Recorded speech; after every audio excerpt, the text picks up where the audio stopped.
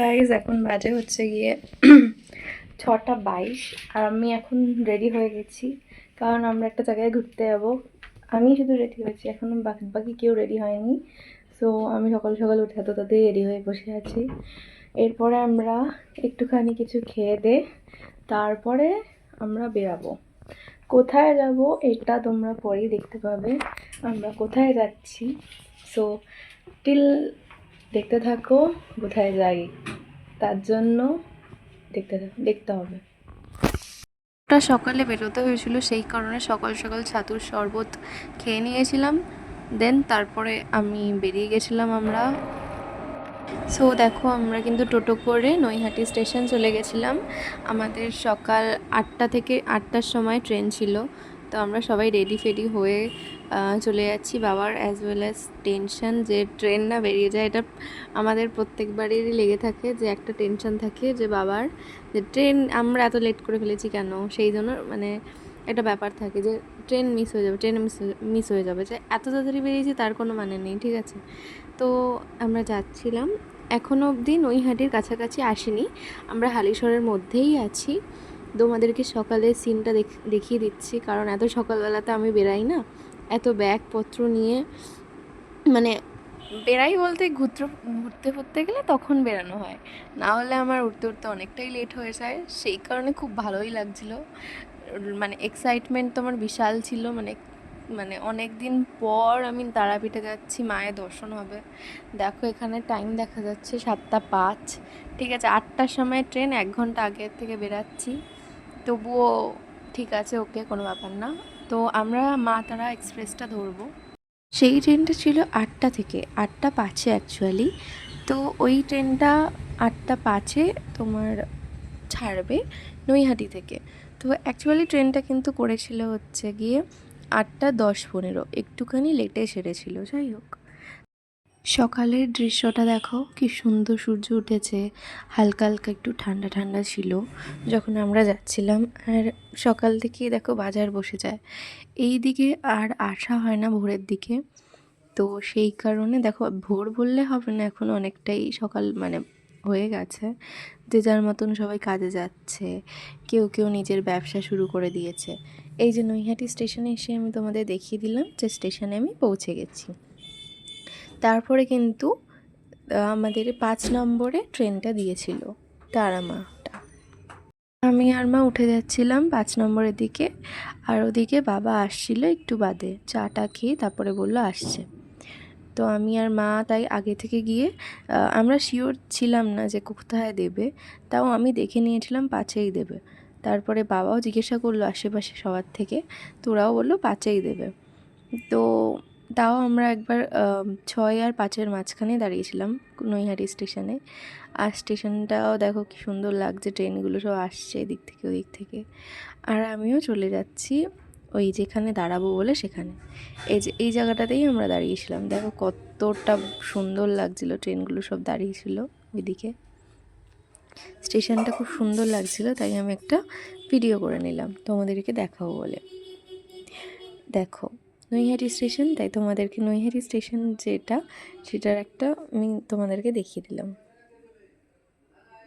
আর এই দেখো আমার আজকে ড্রেস আপ।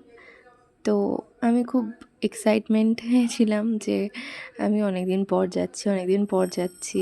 তো মাকে বললাম একটা আমার ড্রেসের ফিট চেক করিয়ে দিই, যে আমি কীরকম কী পরেছি। এ দেখো আমাদের সাথে এই আন্টিরাও গেছিলো, আর এদিকে মা। তো সেই কিন্তু আমি তোমাদেরকে দেখিয়ে দিলাম যে আমাদের সিটটা এরকম জায়গায় ছিল। তো সিট পেয়ে গেছিলাম, যেহেতু আমরা রিজার্ভেশন করেছিলাম, সেই কারণে প্রবলেমটা হয়নি।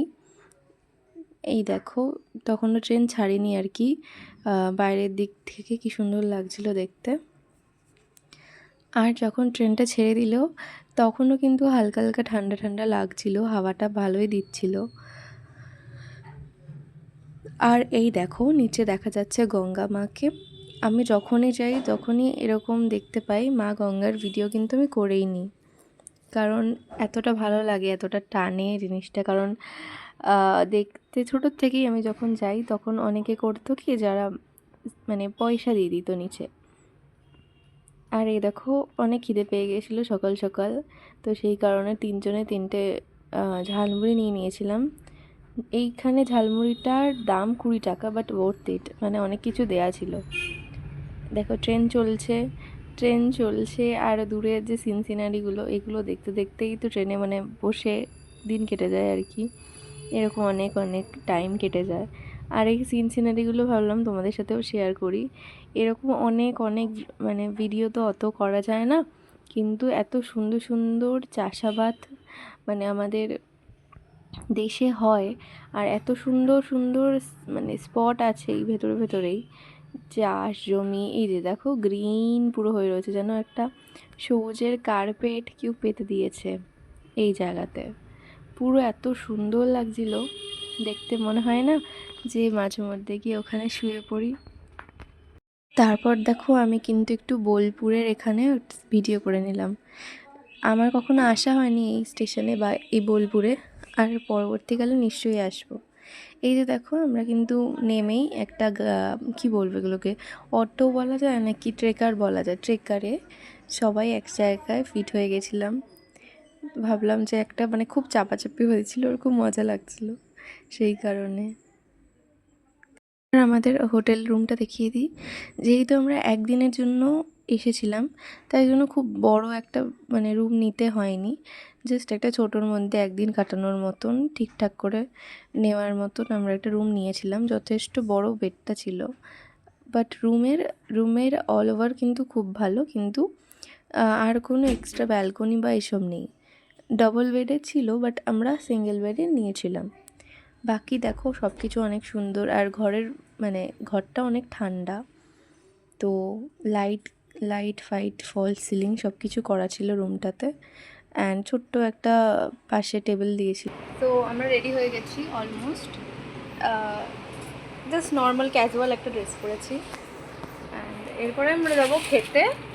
দেন আজকেই পুজো দিয়ে দেবো তারাপীঠে। কালকের প্ল্যানটা কালকে আসবে। তো এখনও অবধি এরকমই প্ল্যান আছে যে আজকে রাত্রিবেলা আমরা পুজো দেবো। আমরা গেছিলাম বিকেলে পুজো দিতে, আর দেখো এখানে একটা ভেজ থালি নিয়ে নিয়েছিলাম। পুজো দেওয়ার আগে ভেবেইছিলাম ভেজ খাবো। Thanks for watching.